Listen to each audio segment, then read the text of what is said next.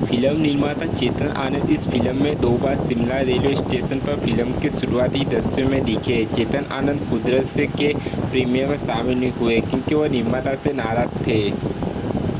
दूसरी फिल्म जिसमें राजेश खन्ना और हेमा मालिनी ने पुनर्जन्म प्रेमी की भूमिका निभाई है 1974 में रिलीज हुई महबूबा पहली थी।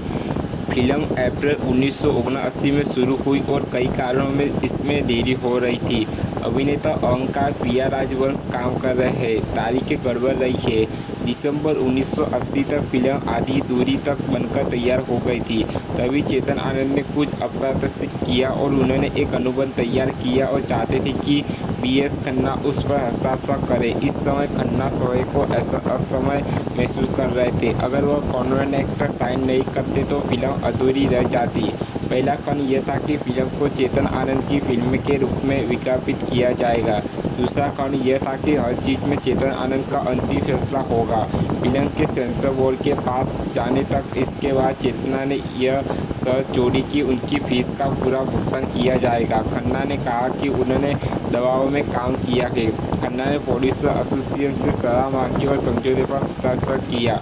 कल्पना इजन ने कहा कि लूटमार की शूटिंग के पहले दिन सेट पर मैंने विनोद खन्ना और हेमा मालिनी की कंपनी में चेतना आनंद की कुदरत की गाना था। थोड़ा सनम विनोद खन्ना इतने संजन व्यक्ति थे कि खुशी की बात थे साथ काम करने के लिए। और चेतना आनंद एक अद्भुत पुराने स्कूल के निर्देशक थे जो मेरी पोशाक में व्यक्तिगत रुचि रखते थे क्योंकि वह चाहते थे कि इस पर भारी क्रिस्टन के कारण इसका वजन 20 किलो हो।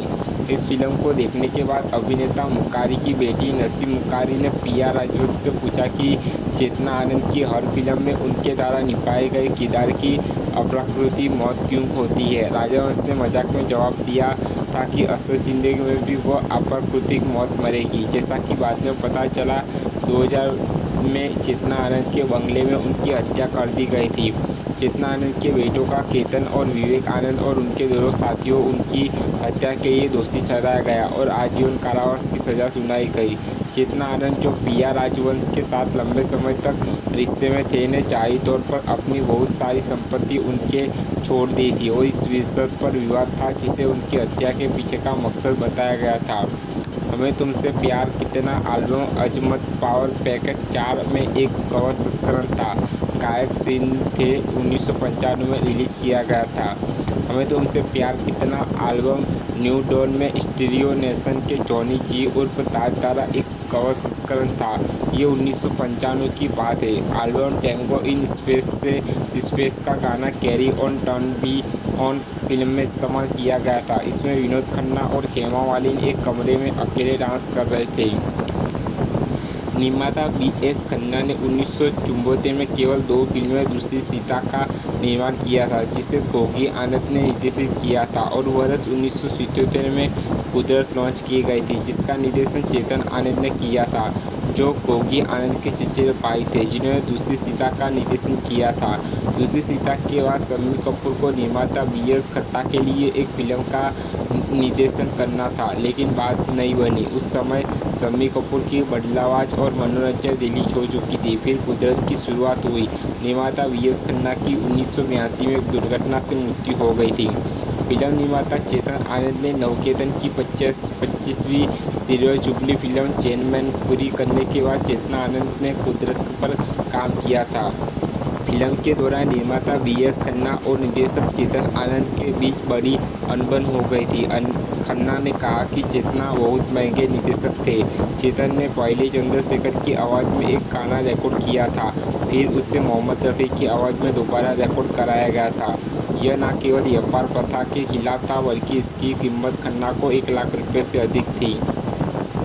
पिया राजवंश को लेकर प्रोड्यूसर BS खन्ना को चेतना आनंद के बीच दिक्कतें शुरू हुई थी। चेतना ने खन्ना को बताया कि हेमा मुख्य नायिका है। एक छोटी सी वेब भूमिका थी जिसमें वह पिया राजवंश को लेने वाले थे।